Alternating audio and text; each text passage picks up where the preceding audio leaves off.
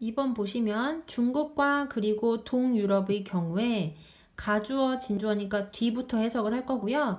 그리고 여기에서 얼랏이라는 표현 나와 있죠. 이거 뜻을 정확히 써놓으셔야 돼요. 이거는 얼랏은 만은이 아니라 만이라는 뜻의 부사거든요. 그러면 부사는 사실 없어도 되는 거잖아. 그치? 그러면은 얼랏을 이렇게 괄호를 쳐서 없앨 수가 있어요. 그럼 이 대절 소관을 보시면 대절에는 뭐만 있는 거야? 주어하고 동사만 있는 거죠.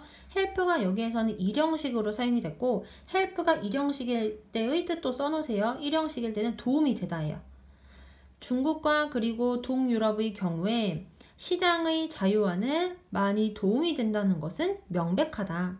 1998, 어바웃은 대략이죠. 대략 1998년까지 동유럽의 privatization process, 이거는 민영화 과정이라는 뜻이야.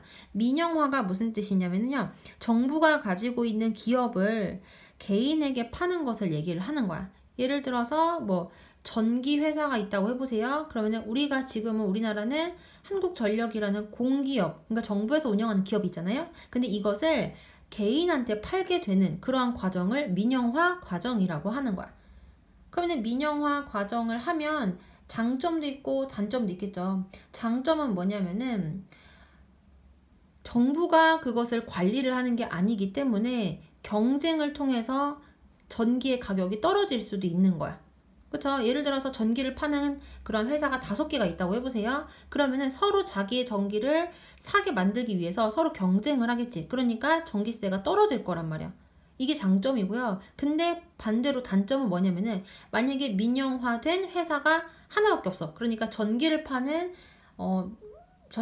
개인 회사가 하나밖에 없어요. 그러면은 그 회사는 최대의 이윤을 얻기 위해서 엄청나게 비싼 그러한 비용으로 전기세를 거두어 드리겠지. 장점과 단점이 있어요. 어떻게 보면은 경쟁을 할 수 있다는 게 민영화 과정의 가장 큰 특징이라고 볼 수가 있겠지. 대략 1998년까지는 동유럽의 민영화 과정과 그리고 시장경제의 도입은 온갖 종류의 정치적 조치 때문에 단속적으로 progressed, 발전해 왔다, 진행되었다. 자, 그러니까 동유럽에서도요, 이런 민영화 과정이 일어났고, 그리고 이 동유럽에서 시장경제가 도입이 된 거야. 시장경제가 뭐냐? 자유로운 경쟁을 통해서 시장에서 가격이 형성되는 그러한 경제 체제를 얘기하는 거지. 어떻게 보면 민영화 과정이랑 시장경제 체제는 거의 비슷한 맥락이라고 볼 수 있겠지. 이렇게 두 가지가 동유럽에서 1998년에는 진행이 되긴 됐어요. 근데 어떻게 진행이 되었대요? 단속적으로, 그러니까 하다가 말다가 그렇게 진행이 되어졌대요. 그 이유가 뭐냐면 온갖 종류의 정치적인 조치 때문에 그랬다는 얘기야. 그러니까 계속 정치적으로 억압을 하기 때문에 시장경제와 그리고 민영화 과정이 쭉 발전이 되는 게 아니라 발전하다가 또 억압돼서 또 멈췄다가 또 발전하다가 멈췄다가 계속 이 과정이 반복이 됐다는 얘기야. 하지만 1998년에 이 지역이라고 하면 지금 동유럽을 얘기를 하고 있겠지.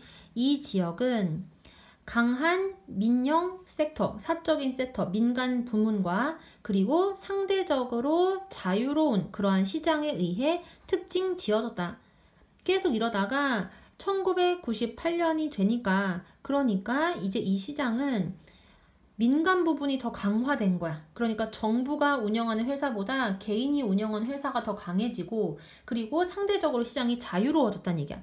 1998년 이전까지는 이런 것들이 발전이 단속적으로 이루어졌고 근데 이제 딱 1998년이 되니까 이 지역은 이제 강한 민간 부문과 그리고 상대적으로 자유로운 시장에 의해 특징이 지어졌다는 얘기야. 그 다음 이것은 경제적인 호황을 triggered, 유발했다. 그럼에도 불구하고 이것이 전체 이야기가 될 수는 없다. 라틴 아메리카, 뭐 브라질이나 아르헨티나 같은 지역을 얘기하는 거지. 라틴 아메리카도 또한 자유로웠다. 하지만 몇몇 일시적인 사건을 제외하고는 이 라틴 아메리카는 어땠대요? 느린 경제 성장에 의해 역사적으로 특징 지어져 왔다. 해서 라틴 아메리카부터 여기까지가 한 문장인데요. 이 문장의 동사가 지금 몇 개가 있냐면은 is가 첫 번째 동사, 그리고 has been historically characterized가 두 번째 동사가 되는 거야. 그래서 자, 다시 보시면 라틴 아메리카는 또한 자유로웠대요. 하지만 몇몇 일시적인 사건을 제외하고서는 이 라틴 아메리카 지역은 느린 경제 성장에 의해 역사적으로 특징 지어져 왔대요. 그러니까 동유럽이랑 좀 다르죠. 동유럽은 성공을 했고 그리고 라틴 아메리카는 성공을 하지 못했다는 얘기야. 게다가 이 지역은 상대적으로 높은 출생률을 가지고 있었다.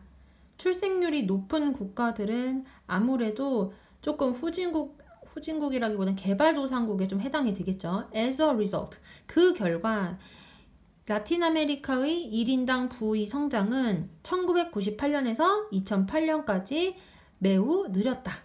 당연하지. 어린 아기들은 경제활동, 그러니까 돈을 벌 수가 없잖아요. 그러니까 1인당 부의 성장률은 당연히 느릴 수밖에 없겠지. 이것은 그다음 괄호가 지금 두 개니까 뒤에서부터 해석을 할 건데요. 자, 일단은 여기는 that country가 어디인지 알아야 되기 때문에 차례대로 일단 할게요. 예외적으로. 이것은 모든 라틴 아메리카 국가에도 적용된다. 어디를 포함해서? 브라질을 포함해서. 뭐에도 불구하고 이 나라에 대한 열광적인 매체의 보도에도 불구하고. 자, 여기서 그래서 that country가 어디냐면 브라질이거든요. 브라질은 라틴 아메리카 중에서 제일 경제 성장이 빨랐던 그러한 국가란 말이야. 근데 이 라틴 아메리카에서 가장 발달을 하게 된 이 브라질에 대해서 라틴 아메리카의 신문이나 뉴스들은 다 열광적으로 보도를 했겠지. 우리도 뭐 브라질처럼 해야 된다 뭐 이런 식으로 하겠지. 그렇게 했음에도 불구하고 브라질조차도 어떻게 됐다는 얘기예요? 경제 성장을 많이 해내지는 못했다는 얘기예요. 그나마 브라질이 경제 성장이 좀 하는 듯 했는데 결국에는 브라질조차도 경제 성장을 이루어내지는 못했다는 얘기야. 자, 마지막 문장만 다시 보시면 이것은 이것은 브라질을 포함한 라틴 아메리카 국가들에도 적용이 된다. 뭐에도 불구하고 이 나라에 대한, 그러니까 브라질에 대한 열광적인 매체의 보도에도 불구하고